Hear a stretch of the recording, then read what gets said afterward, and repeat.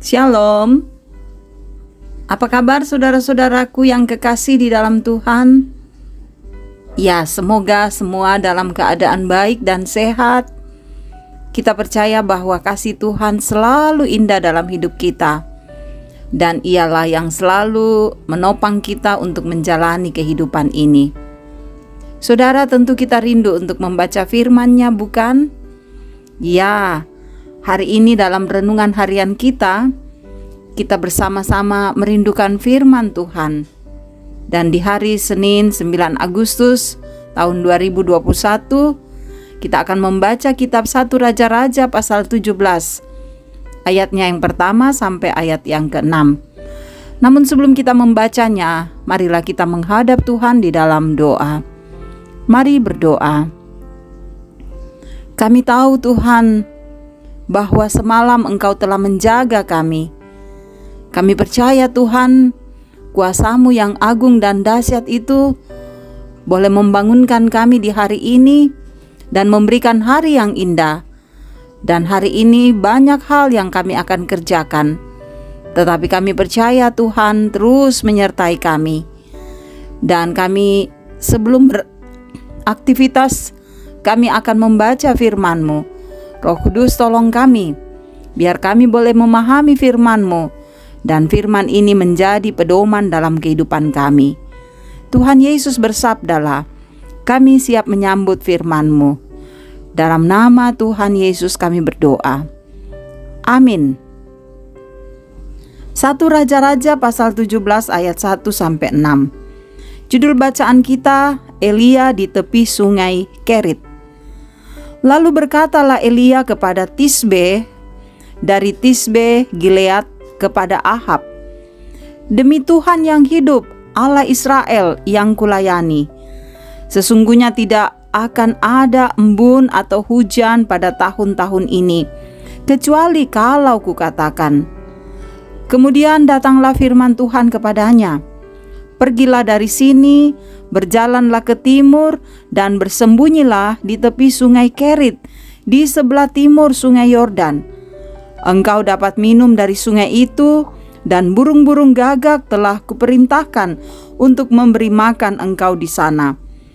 Lalu ia pergi, dan ia melakukan seperti firman Tuhan. Ia pergi dan diam di tepi sungai Kerit, di sebelah timur sungai Yordan. Pada waktu pagi dan petang, burung-burung gagak membawa roti dan daging kepadanya, dan ia minum dari sungai itu. Demikian saudara-saudara firman Tuhan yang boleh kita dengarkan di saat yang indah ini. Haleluya. Amin. Tema kita, Bapak Ibu yang kekasih, adalah carilah Tuhan. Daka itu puang. Bapak Ibu yang kekasih di dalam Tuhan, dalam Dasatita dijelaskan, Dasatita ini dalam kitab Keluaran pasal 20 ya. Khususnya saudara di ayat 3 dan 4, di situ dikatakan, jangan ada ilah lain di hadapanku. Jangan membuat bagimu patung yang menyerupai apapun yang ada di langit di atas, atau yang ada di bumi di bawah bumi. Ini mengartikan bahwa membuat patung dan menyembahnya adalah perbuatan yang bisa membuat Allah murka dan mendatangkan dosa bagi orang yang melakukannya.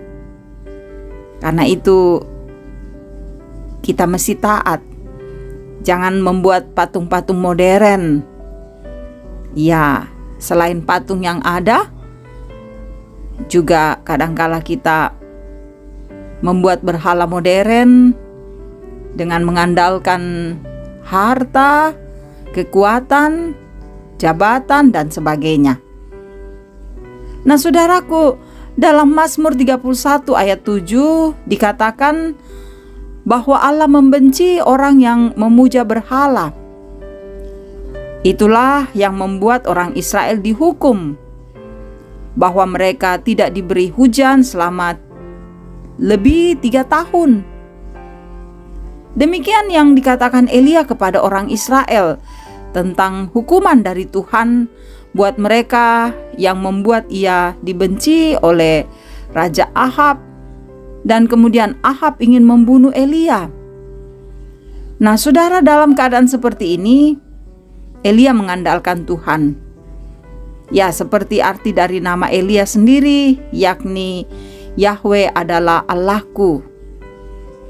Allah itu bagi kita, saudara-saudara, seperti kata Pemazmur 46 ayat 2, Dia adalah tempat perlindungan. Dia adalah kekuatan kita. Dan sebagai penolong dalam kesesakan, sungguh sangat terbukti Dia adalah Allah yang hebat, yang dahsyat. Saudara, Tuhan menyuruh Elia pergi dan bersembunyi di tepi sungai Kerit, di sebelah timur sungai Yordan. Nah, disitulah Tuhan memelihara dan menyertai Elia, dan Elia selamat dari kebencian, juga dari ancaman Raja Ahab yang ingin membunuh Elia.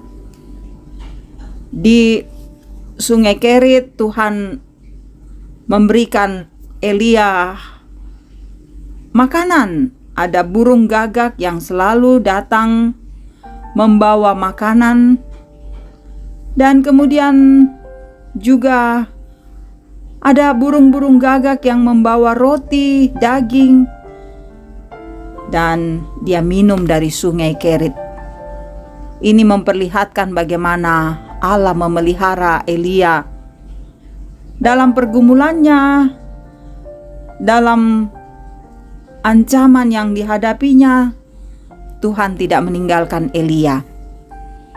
Saudara, dalam menghadapi pergumulan, baiklah kita belajar mencari dan berharap kepada Allah saja. Kita belajar dari Elia yang merasakan kasih Tuhan, pemeliharaan Tuhan.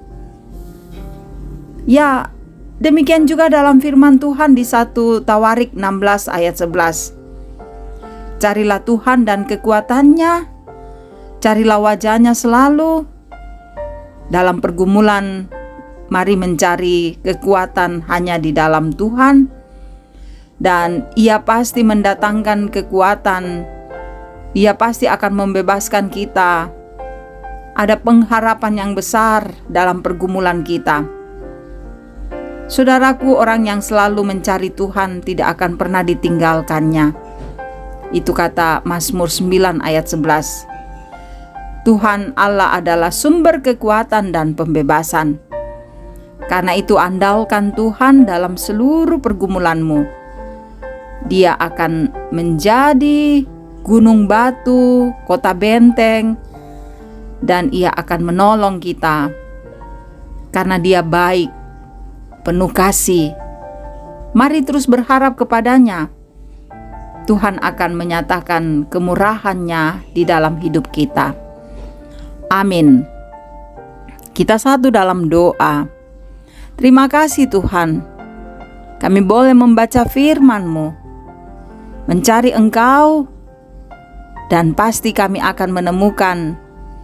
Bahkan di saat kami menyaksikan cinta kasih-Mu, Engkau pun hadir untuk menolong kami dalam berbagai beban kehidupan.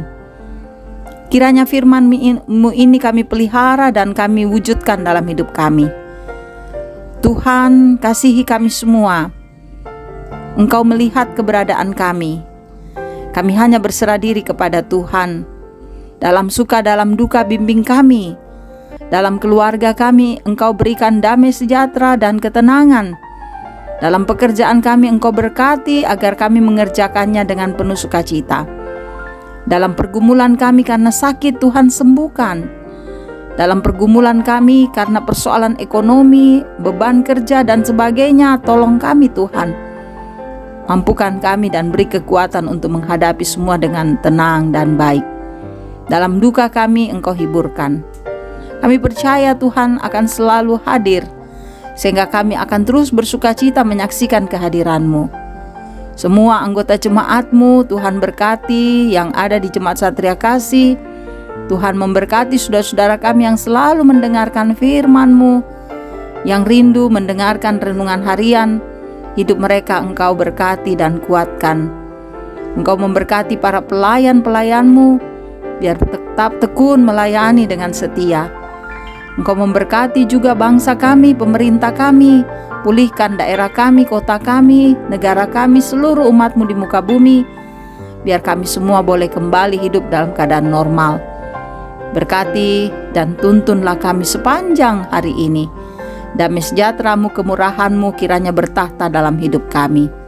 Ini doa kami Tuhan, ampuni dosa kami. Di dalam nama Tuhan Yesus kami berdoa. Amin.